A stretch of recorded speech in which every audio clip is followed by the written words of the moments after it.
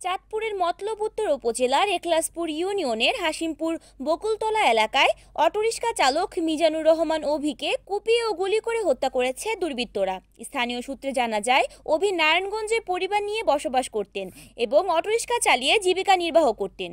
তিনি কয়েকদিন পর পর এলাকায় আসতেন। এছাড়াও অভি মাদকাসক্ত ছিলেন বলে স্থানীয়রা জানান। সম্প্রতি তার সঙ্গে স্থানীয় নাহিদ গাজীর সাথে আধিপত্য নিয়ে বিরোধ চলছিল। নাহিদ গাজী পেশাদার ডাকাত ও সন্ত্রাসী চক্রের সক্রিয় সদস্য এবং তার বিরুদ্ধে একাধিক ডাকাতি মামলা আদালতে বিচারাধীন রয়েছে বলে জানা গেছে। এ বিষয়ে চাঁদপুর জেলা পুলিশ সুপার মোহাম্মদ আব্দুর রকিব বলেন, খবর পেয়ে পুলিশ দ্রুত ঘটনাস্থলে পৌঁছে প্রয়োজনীয় প্রমাণ সংগ্রহ করে।